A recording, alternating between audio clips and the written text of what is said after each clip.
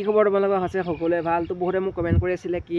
মই যোনটো অগ্নিবীৰ চাকৰি পালোঁ মানে তো মানে মই তাৰ বাবে কেনেকৈ কষ্ট কৰিছিলোঁ তুমি কেনেদৰে পঢ়িছিলা তাৰ ওপৰত এটা ভিডিঅ' বনোৱা তো তোমালোকক মই আজি ক'ম যে মই কেনেদৰে আচলতে পঢ়িছিলোঁ কাৰণ মোক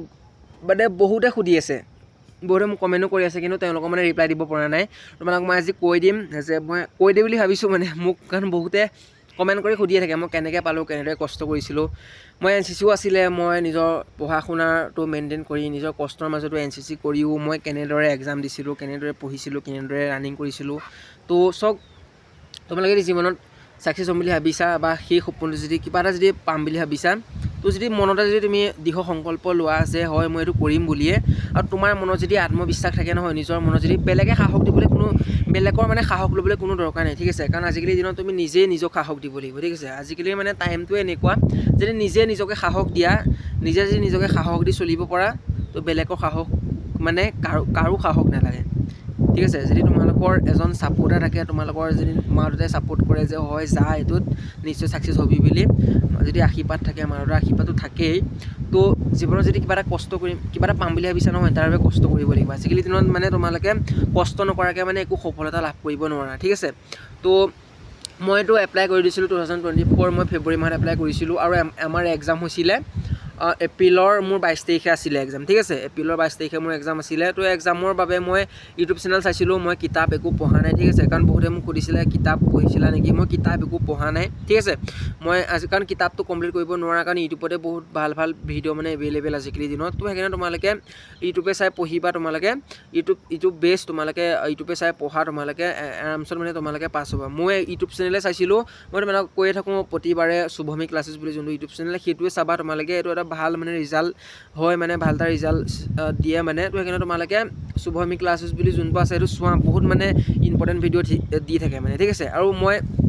মইতো NCCও কৰিছিলোঁ আৰু NCCৰ মই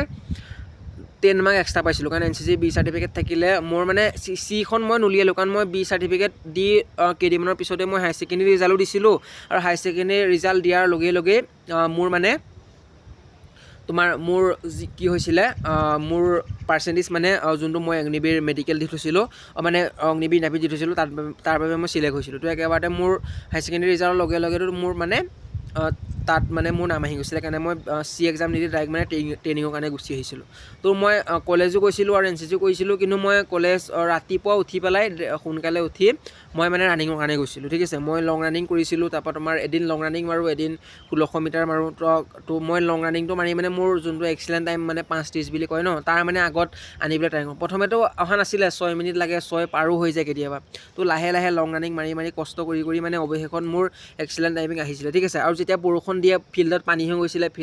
তাৰপিছত ফিল্ডত পানী হৈ যোৱাৰ ফলত মানে তেতিয়া ৰাস্তাত দৌৰিবলৈ যাওঁ আমি ঠিক আছে আমি লগৰো যায় কেতিয়াবাতো লগৰ নাযায় কেতিয়াবাতো অকলেই দৌৰিবলগীয়া হয় কেতিয়াবা এজন লগৰ যায় কিন্তু কেতিয়াবা যেতিয়া সোনকালে উঠি ফিল্ডত যাওঁ কোনো নাথাকে কেতিয়াবাতো মানে অকলেই দৌৰিবলগীয়া হয় ঠিক আছে তো সেইকাৰণে তোমালোকে বেলেগৰ আগত মেটাৰ নকৰিবা যে সি আহিলে দৌৰিম বুলি কাৰণ সি কেতিয়াবা নাহিবও পাৰে ঠিক আছে সি বেলেগলৈও গুচি যাব পাৰে দৌৰিবলৈতো তোমাক নক'বও পাৰে কাৰণ আজিকালি তোমালোকে কাকো ভৰসা কৰিব নোৱাৰা কাৰণ কাকো আজিকালি বিশ্বাস কৰিব নোৱাৰা কোনে তোমাক পিছৰ পৰা ঘাট দি দিব তুমি গমেই নাপাবা সেইকাৰণে তোমাৰ নিজৰ ওপৰত মেটাৰ কৰিবা নিজে যদি ভালদৰে কষ্ট কৰা আজিকালি দিনত যদি নিজৰ ওপৰত নিজে আত্মবিশ্বাস ৰাখি নিজৰ ওপৰত নিজে সাহস দি নিজে নিজৰ মনত তো তোমালোকে নিশ্চয় ছাকচেছ হ'বা জীৱনত আৰু মই নিজে নিজৰ ওপৰত বিশ্বাস ৰাখিছিলোঁ যে মই কাৰো ওপৰত ডিপেণ্ড নকৰোঁ নিজে ছাকচেছ কৰিম ঠিক আছে হয় মোক মমায়ে সদায় ছাপোৰ্ট কৰিছিলে ঠিক আছে যে এইটো কৰ মোৰ অগ্নিবীৰতো আহি পেলাই মমায়ে কৈছিলে যে এনেকৈ যা পাবি আৰু মমাৰ মতে শুনিছিলোঁ কাৰণ প্ৰতিটো লাইফতে কোনোবা এটা ছাপোৰ্ট থাকে তো মোক মমায়ে মানে বহুত ছাপোৰ্ট কৰিছে সৰুৰ পৰাই ঠিক আছে কিবা এক্সাম দিবলৈ যোৱা হওক কিবা হওক তো মমা মানে মোৰ এটা ডাঙৰ ছাপোৰ্টাৰ কাৰণ মোৰ সৰু মমায়ে মানে মোক বহুত ছাপোৰ্ট কৰিছে ঠিক আছে তো মমায়ে মোক বহুত মটিভেটো কৰে যে এনেকৈ কৰ এনেকৈ নকৰিবি তো মমাৰ ছাপোৰ্টতে মই চাকৰিটো চাগে পাইছোঁ বুলি মই ভাবোঁ ঠিক আছে কাৰণ মমায়ে মোক বহুত ছাপোৰ্ট কৰিছে আৰু তেনেকৈ মই চাকৰিটোও পালোঁ আৰু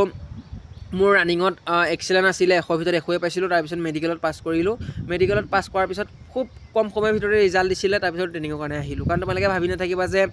বহুত দিনৰ পিছত ৰিজাল্ট দিব, কাৰণ অগ্নিবীৰ যোনটো ইণ্ডিয়ান আৰ্মি যোনটো ৱেবছাইট বহুত স্পীডত কামবোৰ কৰে। তোমালোকে যদি এতিয়া তোমালোকে এক্সাম হোৱা নাই, তোমালোকে গমেই নাপাবা তোমালোকে এক্সাম কেতিয়া হৈ যাব, ঠিক আছে। সেইকাৰণে তোমালোকে এক্সাম দেৰিকৈ হ'ব বুলি তোমালোকে প্ৰেক্টিছ নকৰাকৈ নাথাকিবা, কাৰণ অগ্নিবীৰ পটককৈ তোমালোকৰ যোনটো কাম কাজ পটককৈ স্পীড চলি যায়, ঠিক আছে। মানে তোমালোকে গমেই নাপাবা কোন টাইমত ফিজিকেল হ'ব, কোন টাইমত। সেইকাৰণে তোমালোকে আগতীয়াকৈ এডভান্স হৈ থকা, ভালদৰে এক্সামৰ বাবে পঢ়ি থকা, ভালদৰে ফিজিকেলৰ বাবে তোমালোকে কষ্ট কৰি থকা। তোমালোকে নিশ্চয়